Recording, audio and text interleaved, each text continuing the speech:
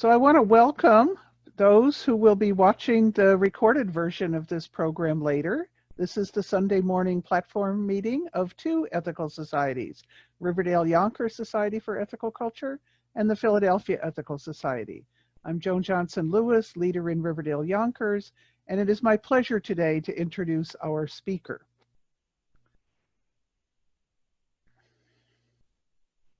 Our speaker today is Hugh Taft-Morales. Hugh is the leader of the Philadelphia Ethical Society and also the Baltimore Ethical Society. I could say a lot in introducing Hugh. Many of you already know him. I've known Hugh for many years now, first as a member and then president of the society nearest where I was then serving as leader when we were both in the DC metro area. Hugh decided to become an ethical leader, and during that process I was happy and honored to supervise part of his internship. He had been an educator before turning to professional leadership, and I also know him as a man dedicated to his family, his wife, and his now grown kids. He has a passion for social justice and is currently the president of the National Leaders Council. Hugh's topic today is the fragility of life. So let's put Hugh up there. Liz, can you spotlight him?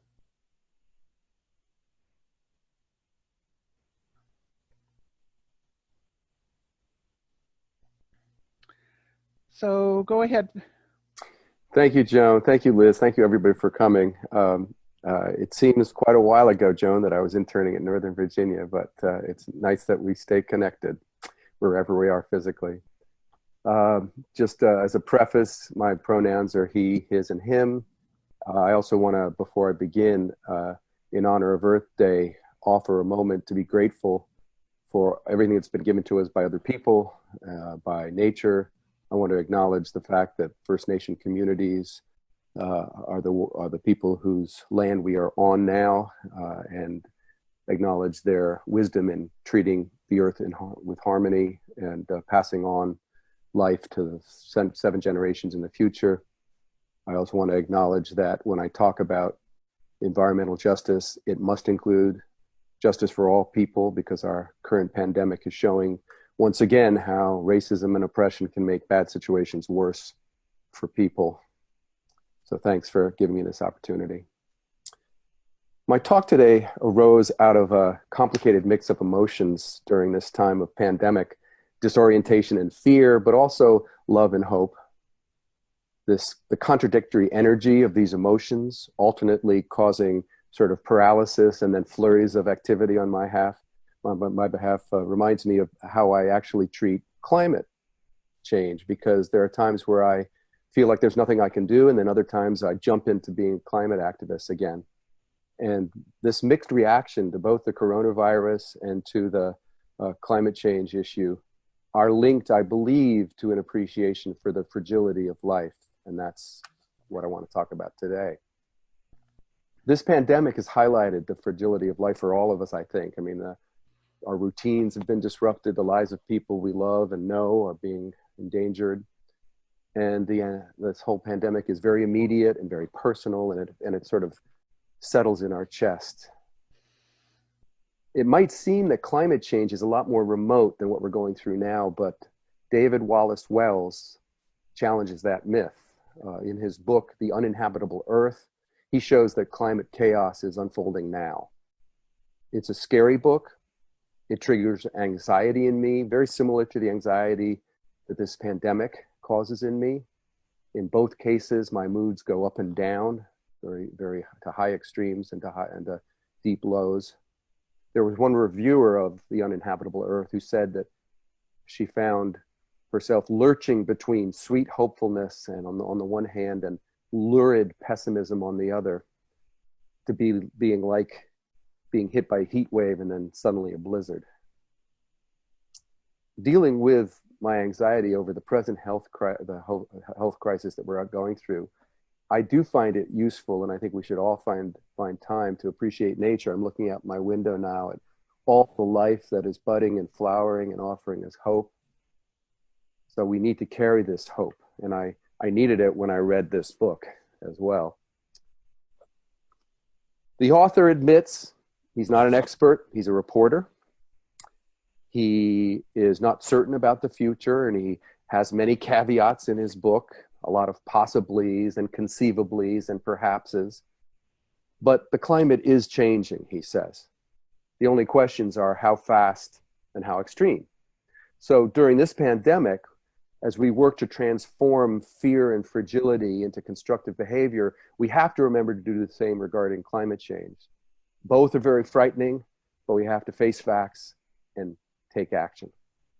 So I want to turn to the lessons that Wallace Wells teaches us in his book, starting with the carbon bomb that exploded with the Industrial Revolution.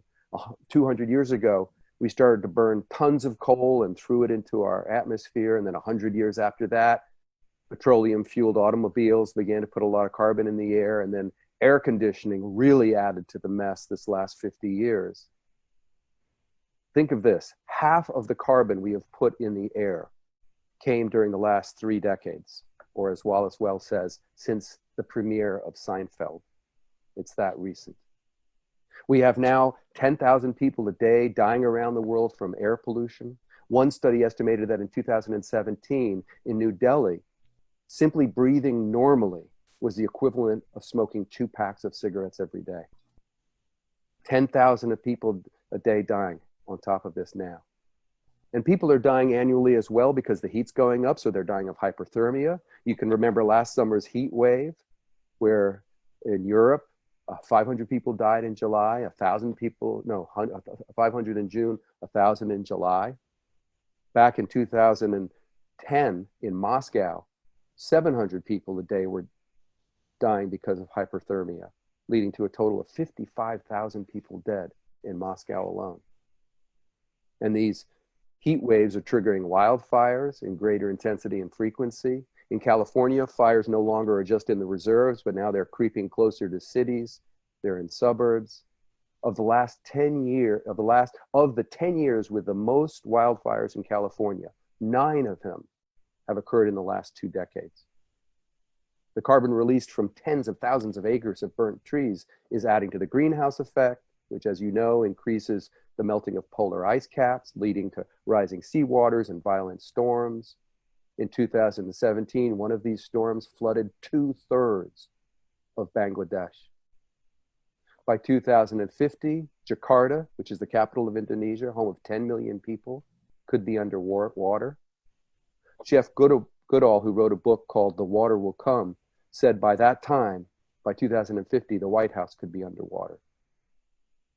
As heat rises, you also have ice melting, which means there's darker surfaces being uncovered on the Earth, and that absorbs more of the sun's rays, which is called the albedo effect.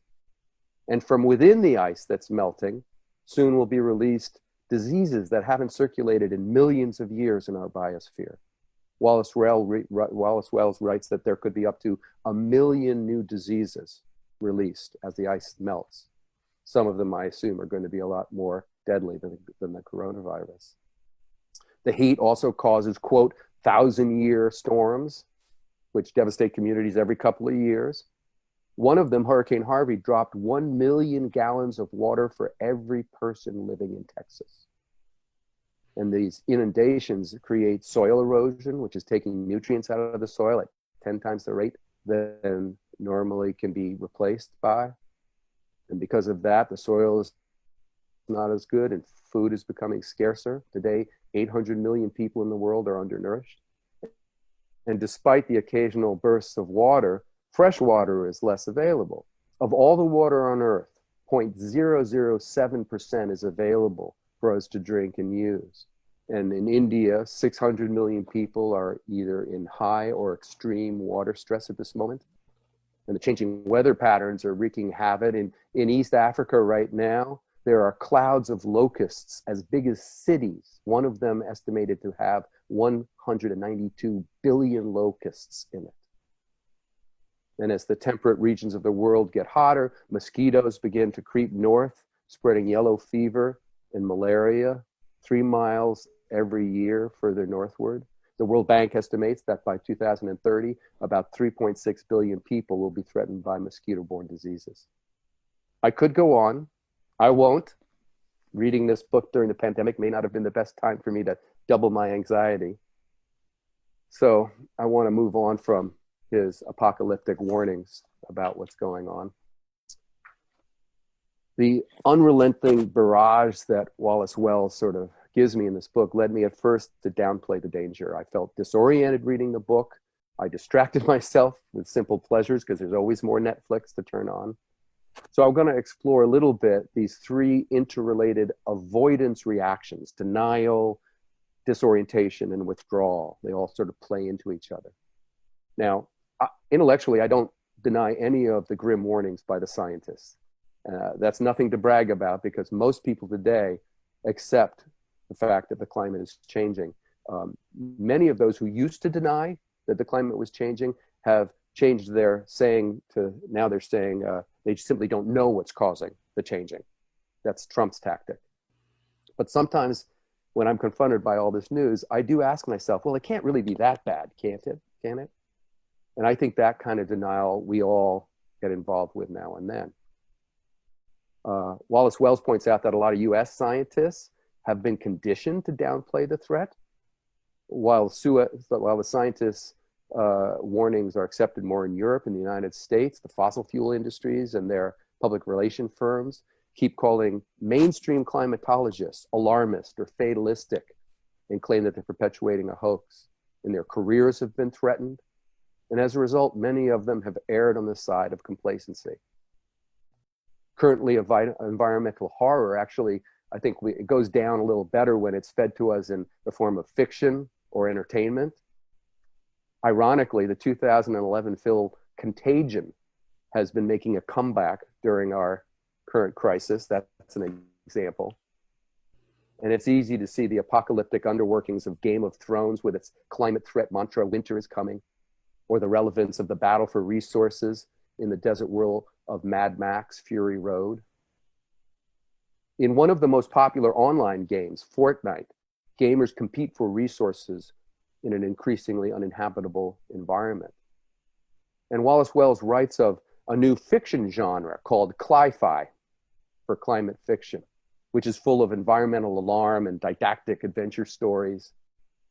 So obviously we can imagine climate collapse virtually in our imagination in fiction, but Wallace Wells points out, quote, when it comes to contemplating real world dangers, we suffered from an incredible failure of imagination. Now, maybe we deny these horrible environmental possibilities because of psychic numbing. That's a term coined years ago by Jonathan Schell in his book, Fate of the Earth, that affected me a lot. Schell was addressing the dangers of nuclear war, but the psychological adaptation he's talking about, I think, also fits our reaction to climate change. Schell said that it's hard enough to imagine our own death or the death of our loved ones, but he said it's nearly impossible to imagine the demise of billions of people or the end of all life. Trying to contemplate such extremes, Schell explains, leads to, quote, psychic numbing that leaves us unable to act. We drift towards apathy, isolation, and indifference. Contemplating environmental collapse might lead us to do the same, I think. One theorist named Timothy Morton calls the thought of environmental devastation a hyperobject, a concept so large and complex that it can't be properly comprehended. So the bigness of the problem leads us to avert our eyes. Now, some accept grim predictions, but seek a different kind of withdrawal. In a section of The Uninhabitable Earth called Ethics at the End of the World, the author speaks about Guy McPherson, who is a scientist who believes in near-term human extinction, or what's known as NTHE. McPherson says that by the year 2030, the human race will be extinct. Now, I know these are the sorts of predictions that he admits lead some people to think that he's insane or that he's part of a death cult or something. When environmentalists see the human race as a small and almost cancerous part of nature, some people label that inhumanism. Others use the term imminent anti-humanism, and that sees human beings as insignificant and just not worth worrying about. And Wallace Wells explains this kind of position as a stoic form of, quote, reasonable detachment at best. But at worst, he says it's more of a compassionless apathy. He criticizes this, quote, retreat from politics in the name of slippery, hedonistic quietism. That's a big change from the Enlightenment glorification of human beings and a belief that we can make a big difference. And this retreat into ascetic surrender, Wallace Wells explains, includes realization of how easy it is to die. He says, the pattern of ordinary life in which so much stays the same from one day to the next disguises the fragility of its fabric. So Wallace Wells goes deeper into the psychological dynamics that push us into denial or withdrawal. He talks about anchoring, which is our tendency to hold on to what seems stable, like the day-to-day continuity of our weather. He talks about the ambiguity effect, which is when we take any uncertainty in order to do nothing. The automation bias, he says, is our tendency to look at market forces or technology as automatically going to solve our problems. And he talks about the bystander effect, which is a very well-known tendency to remain passive and wait for other people to make the first move. But I think the most seductive form of withdrawal I encountered was some form of what Wallace Wells calls loving witness, or acknowledging the accelerating deterioration of the biosphere, but accepting it as inevitable. He writes that for such people, the meta lesson is that we should draw roughly the same meaning from an understanding of the imminent death of the species as the Dalai Lama believes we should draw from understanding our imminent personal death, namely compassion, wonderment, and above all, love. Those are wonderful feelings, but they don't contain, for me at least, enough action, because we are not like the biosphere. The biosphere is not like some mortal creature like you and I here for a very temporary time. This thin layer of sea and soil and sky, which harbors all the life that we know, is not dying because of inevitable causes. We are causing the damage. Wallace Wells says over and over and over again in his book that the good news is that if we can change the biosphere so dramatically in 2 short centuries, that shows our power. So we don't have to succumb to what he calls human futilitarianism. We can resist, we can reclaim our power. Reading this book is a humbling experience, but it can and it must also be a call to action. Wallace Wells counsels that having your eyes wide open should nurture both, quote, human humility and human grandiosity, each drawn from the same perception of peril. He insists that while the biosphere is being rocked by our actions, its instability is also a measure of the human power that engineered it. He continues that if human beings are responsible for the problem, they must be capable of undoing it. I think that's an approach we need to use during the current pandemic. We have power. Regarding this virus threat and the threat to our fragile biosphere, we cannot collapse in defeat. We should redouble our efforts. We shouldn't fall back into a romantic humanism which thinks that we can simply wave a magic wand of science to cure things, but we can take a more moderate path. One of those was suggested by James Lovelock, the originator of the Gaia hypothesis, which portrays the Earth as one remarkable interrelated organism. He wrote, Gaia, as I see her, is no doting mother tolerant of misdemeanors, nor is she some fragile, delicate damsel in danger of brutal mankind. She is a stern and tough, always keeping the world warm and comfortable for those who obey her rules, but ruthless in destruction of those who transgress. Now, I do not endorse anthropomorphism. I don't ascribe intent to nature. But clearly we've transgressed, and we're going to pay for our actions. How much we will pay will depend on how well we use the tools at our disposal. And we have lots of tools. This book goes through them, and you know them. Using less, reusing, recycling, carbon tax, carbon capture, green energy, new types of agriculture, eating less meat and dairy, and so on. One reviewer, Jennifer Sosley, says in The Uninhabitable Earth, she compares it to Silent Spring, Rachel Carson's rallying cry for the anti-toxins part of the environmental movement of the 60s. She suggests that this book could do for greenhouse gases what Carson's book did for pesticides. and become, quote, a galvanizing force, a foundational text for the environmental movement. Our environmental crisis, as well as this pandemic, should rightfully have humbled us. We're not gods hovering above controlling nature. Just a week and a half ago, Wallace Wells wrote in the New York Times about these dual threats. He said, among the many unnerving lessons these two crises share is this one. Nature is mighty and scary, and we have not defeated it, but we live within it, subject to its temperamental power, no matter where you are that you live or how protected you may normally feel. So I'm scared by the coronavirus. I'm scared by climate change, and I think I should be, but I don't have to have that make me passive. I don't have to withdraw, and I don't have to give up. I try to be more fully present in the world. I read a blog by Chris Phillips from his little blog he calls Tiny Buddha. And in a piece he wrote called Life is Fragile, he said, facing up to the fragility of life can be scary. It can also be empowering. It can help us hold on to a perspective that supports us living a rich life with positive experiences. It can leave us with a conviction to make the most of our days.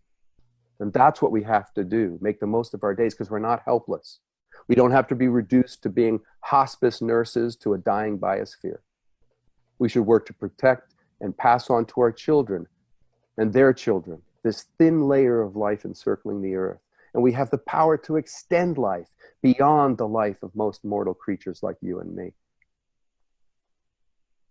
Facing this pandemic crisis, facing climate change, does mean that we need to go to sources of inspiration to uplift us. Because these threats can be disorienting. They can drain our energy and lead to retreat and withdrawal. I mean, I know during this coronavirus, I've curled up on my couch in a fetal position now and then. And we might need some of that time to escape, to withdraw, to recharge. But then we need to re-energize with the world and re-engage. We have to thank the millions of healthcare professionals and essential service workers that are going into dangerous public spaces every day to save our lives or simply make it a little bit better. We have to try to keep helping the victims of racism and sexism and homophobia and classism who are most abused when any crisis hits society. And we have to build on signs of greater solidarity in the world. Over the last week or two, I've read about how our collective efforts might be making a difference in certain parts of the world. Last week, Wallace Wells said that he was blown away by our collective efforts to limit the suffering and death. He wrote, "This is solidarity I simply didn't believe was possible in this country anymore and under any circumstances. And it arrived in the space of just weeks in the midst of national political chaos with tribal partisanship still boiling at a feverish peak. It is breathtaking." It really is. I feel that hope, despite the rallies that are going on to break out of the social isolation that Trump is encouraging. There is so much solidarity in the world. We need to build on that sense. We've got a long way to go to make that solidarity real and lasting, especially for victims of oppression that have been always oppressed. But we need to be inspired by this ideal, this sense of connection with everybody on this planet. If we're going to heal the divisions that we have, to repair harm done, we're going to have to do that. And maybe then we're going to get greater and greater senses of solidarity that are going to lead us to solve the environmental crisis. So with that in mind, as I get towards the conclusion of my talk, I want to offer this moment of inspiration. I invite you to take a deep breath. And I want you to imagine Earth from the perspective of space.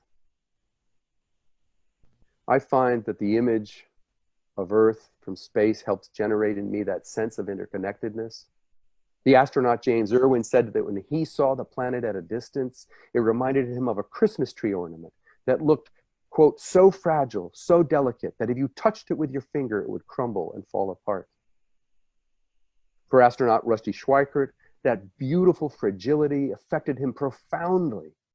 From his seat inside of Apollo 9, he said, "You look down and you can't imagine how many borders and boundaries you cross again and again and again. From where you see it, the earth is whole and it is so beautiful. There are no frames. There are no boundaries. When you go around that earth in an hour and a half, you begin to recognize that your identity is with that whole thing. And that makes a change. So the very science and technology that deluded us into thinking that we were invincible also allowed Schweikart to feel profound humility looking back at Earth. Zygmunt Jan, a Soviet cosmonaut, said, "Before I flew, I was already aware of how small and vulnerable the planet is. But only when I saw it from space in all of its ineffable beauty and fragility did I realize that humankind's most urgent task is to cherish and preserve it for generations." We inherited this amazing biosphere which sustains us all. So we have to save it for our children and their children and their children down 7 generations. Another deep breath. Ethical culture leader Ed Erickson, who received a Lifetime Achievement Award in Florida last year at our annual meeting, spoke Sunday about 50 years ago. He said, "A generation never has the right to forfeit the future. It is not ours to hold hostage. Not one of us is immortal, but we must safeguard with religious humility the immortality of the human future." So in the honor of Earth Day right now, I want to acknowledge in this pandemic time our remarkable interconnectedness. Let's see our oneness on planet Earth and act accordingly. As Archibald MacLeish said, to see the Earth as we now see it, small and blue and beautiful in the eternal silence where it floats, is to see ourselves as riders on the Earth together. In all our fragility, we're one human family. Thanks a lot. Thank you, Joan. Thank you, Liz.